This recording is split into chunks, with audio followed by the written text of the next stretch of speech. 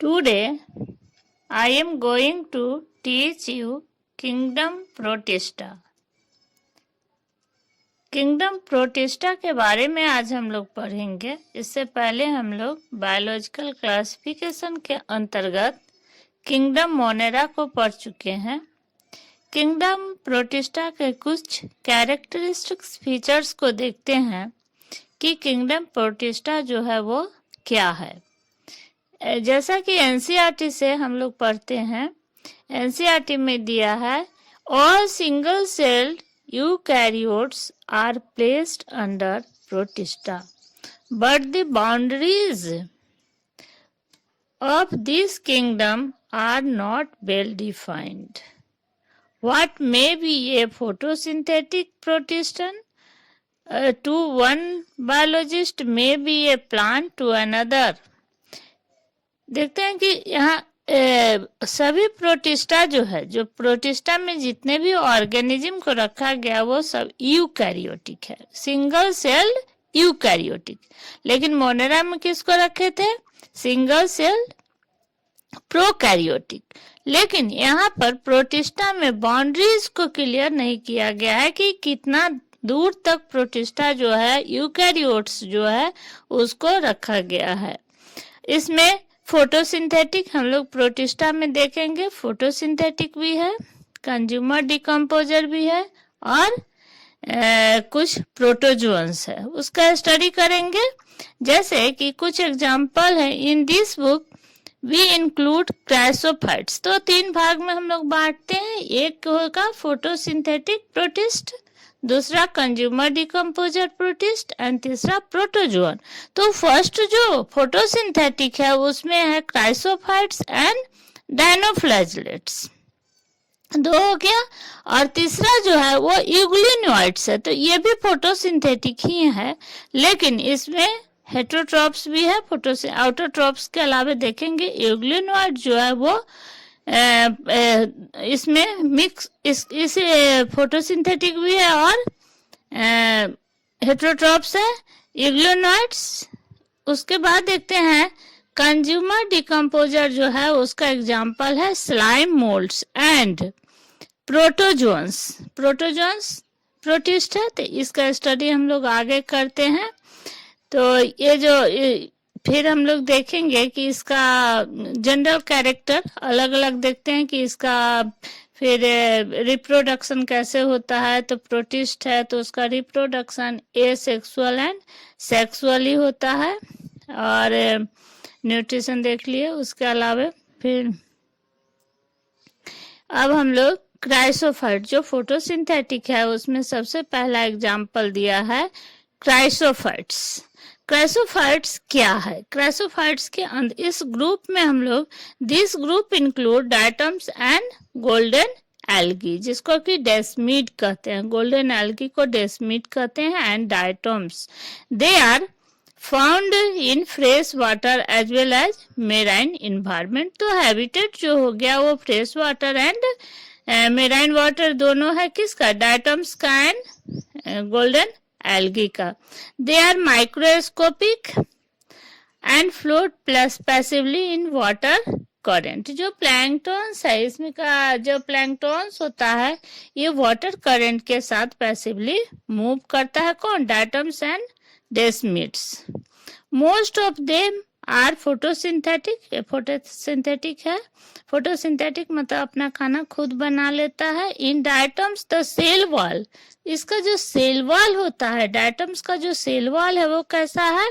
वो form 2 thin overlapping cells which fit together in a soft box. जैसा कि soft case होता है ना, तो एक दूसरे में फिक्स कर जाता है। तो इसका सेल का बॉडी जो है वो कैसा है? वो सॉफ्ट केस की तरह है और वो रिजिड होता है, एक दूसरे में फिट हो जाता है।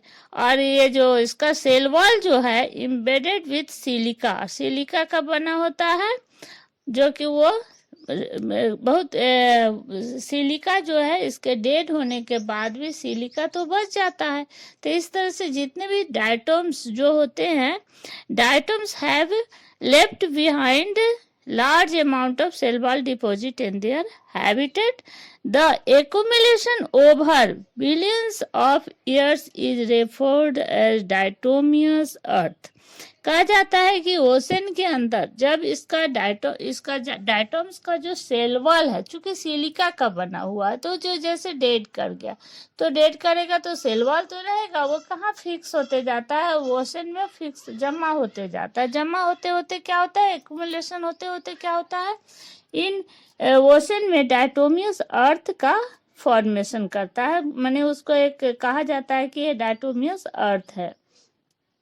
इसका यूज कहाँ होता है डायटम्स का, चूंकि सिलिका जो होता है इतना चिकना होता है, जैसे कि हम लोग पॉलिश में काम करते हैं, पॉलिश बनाने में, फिल्ट्रेशन ऑफ ऑयल में, ये सब में काम आता है। इस तरह से diatoms are the chief producer in the ocean, ये ओशन का चीफ प्रोड्यूसर है, उसमें पैदा होता है।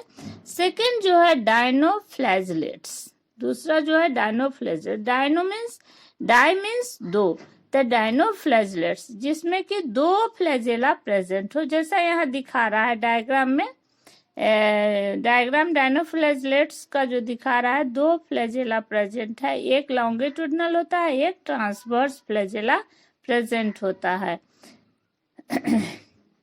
इसका habitat mostly marine and photosynthetic, autotrophs है, ये फोटोसिंथेटिक इन नेचर है। दे appear yellow, green, brown, blue और रेड। इसका कलर कैसा कैसा होता है, तो येलो है, ग्रीन है, ब्राउन है, ब्लू है और रेड है, depending on the main pigments present in their cell. The cell wall has stiff cellulose plates on the outer surface. Cell wall जो होता है इसका कैसा होता है, सेलुलोज का बना होता है, और most of them have two flagella, one lies longitudinal and other is transversely furrow between the wall plates. Very often red dinoflagellates, Goniaeulux, undergo such rapid multiplication that they make the sea appear red tide. क्या होता है ना कि ये डायनोफ्लैजलेट्स जो different pigments के कारण different colour का होता है, जिसमें जो रेड डायनोफ्लैजलेट्स गोनियालक्स जो है उसका इतना ज्यादा मल्टीप्लिकेशन हो जाता है कि ओशन के अंदर कैसा सी कैसा लगता है, रेड टाइड्स की तरह अपीयरेंस उसका दिखता है उसमें जी। और गोनियालक्स से एक टॉक्सिन रिलीज होता है, जो क्या करता है ना कि वो टॉक्सिन जो है मेराइन एनिमल्स में मेन किसको, फिशेस को, टॉक्सिन सब्सटेंस जो है वो अगर वो फिशेस इसके पास आता है, toxins release by such large number में इवन किल, जो कि फिशेस को मार देता है। तो ये क्या है, इसमें पॉइजनस सब्सटेंस है, मतलब जहरीला सब्सटेंस रिलीज करता है, जिससे मेराइन वाटर का जो फिशेस है उसको ये उससे डेड हो जाता है। थर्ड जो है, थर्ड एग्जाम्पल हम लोग देखते हैं यूग्लिनॉइड्स। यूग्लिनॉइड्स का बेस्ट एग्जाम्पल यहाँ पर दिया गया है, ये है यूग्लिना। यूग्लिना को देख रहे हैं डायग्राम से। सेकेंड डायग्राम बी जो है एनसीईआरटी का जो पेज नंबर 6 में देखो, यूग्लिना जो दिख रहा है ये कैसा है, ये फोटोसिंथेटिक इन नेचर है, फ्रेश वाटर में हैबिटेट है, found majority of them are fresh water organism. ये फ्रेश वाटर में पाया जाता है, और वो भी कैसा पानी में रहता है, स्टैग्नेंट वाटर में पाया जाता है। They have a protein rich layer called pellicle. इसका सेल वॉल जो होता है वो पेलिकल का बना होता है। पेलिकल एक प्रोटीनस इन नेचर है, जो कि कैसा होता है, फ्लेक्सिबल होता है। इसमें दो फ्लैजेला प्रेजेंट होता है, एक लॉन्ग और एक शॉर्ट। ये दो they are photosynthetic in presence of sunlight. When deprived of sunlight they behave like heterotrophs by predating on smaller organisms.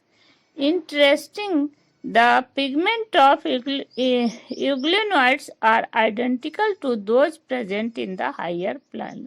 Higher plant में यूग्लिना में जो और सभी यूग्लिनोइड्स में जो पिगमेंट पाया जाता है जो कि हायर प्लांट में पाया जाता है वही पिगमेंट इसमें यूग्लिना में पाया जाता है। तो यह दिन में जब सनलाइट प्रेजेंट होता है तो फोटोसिंथेसिस से अपना खाना बना लेता है, और रात जब होता है जब सनलाइट प्रेजेंट नहीं होता है तो क्या करता है, ये कोई सब्सटेंस को इंगल्फ करता है या खाता है जिस तरह से, तो ये दोनों बिहेव करता है, ऑटोट्रॉप्स एंड हेट्रोट्रॉप। इसलिए इस तरह के ऑर्गेनिज्म को क्या कहते हैं, मिक्सोट्रॉपिक ऑर्गेनिज्म। इसका बेस्ट एग्जाम्पल है यूग्लिना। तो आज हम लोग 3 इसका ग्रुप पढ़े।